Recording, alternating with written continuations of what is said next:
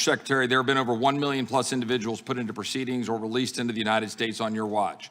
I've asked multiple Border Patrol personnel, not the union, mind you, if we double, triple, quadruple the CBP budget, would that 1 million release go down? And they categorically said no, it would go up. Do you agree, yes or no? I'm not sure I understand your question, Congressman. With the With the number of people being released in the United States under current law, would it go down no matter how much you increased your budget? And it would not, as they said. Do you agree, yes or no? Congressman, if I understand your question correctly, when individuals are in the United States and they make a claim for asylum, so the number would not go down is the answer, right? Yes or no? That's what they said, and I think you just answered it. It would not go down. The only plan that you offer, the plan you just offered, is to process aliens faster and encourage more to come. We know that to be true. I know it's true. You know it's true. Cartels know it's true, and people around the world know it's true, and that's why people are coming. That is false. It's not false. Yes, it is. The entirety of your plan says that. The Secure Offense Act of 2006 says what? That the Secretary of Homeland Security shall take all actions the Secretary determines necessary to achieve and maintain operational control over the entire international land and maritime borders. Will you testify under oath right now? Do we have operational control, yes or no? Yes, we do. And we have operational control of the borders. Yes, we do. And Congressman, we are working to... Listen what operational control defined. In this section, the term operational control means the prevention of all unlawful entries into the United States, including entries by terrorists, other unlawful aliens, instruments of terrorism, narcotics, and other contraband. Do you stand behind your testimony that we have operational control in light of this definition? I do, and Congressman, I think the Secretary of Homeland Security would have said the same thing in 2020 and in 2019.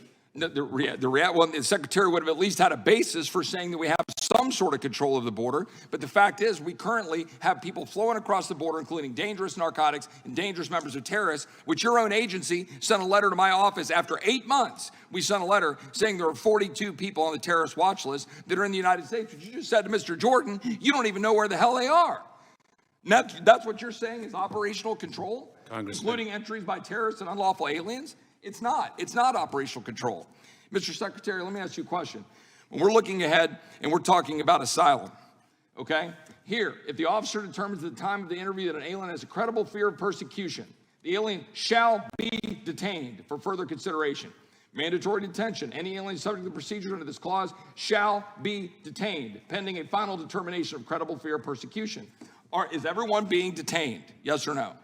No, and as a matter of fact, Congressman, that is an issue that is before the United States Supreme Court. And the fact of the matter is our law says they should be detained, and your agency is releasing people on purpose in order to flood the zone and make sure that more people can come to the United States. And you use parole to do it. Parole of aliens within the following groups have been retained, come down here on a case-by-case basis for urgent humanitarian reasons or significant public benefit. Yet your office is using parole. But when you use parole, the fact is they're not showing back up to ICE.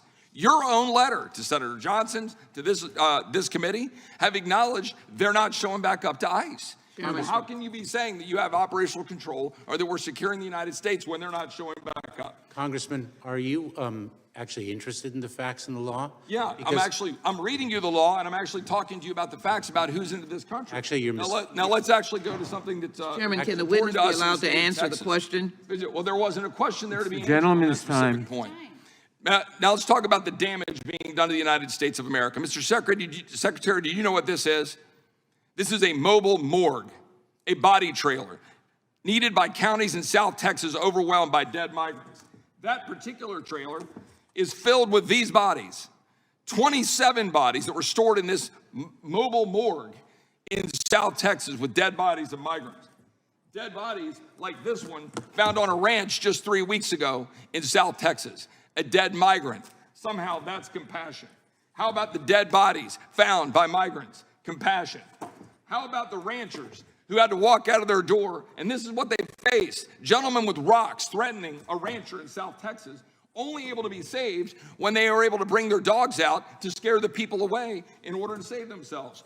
Or the fact that you've got houses being attacked, you've got livestock dead on the side because we've got ranches wide open. How about the little girl here with a brand on her arm? A little girl with a brand on her arm because of your policies.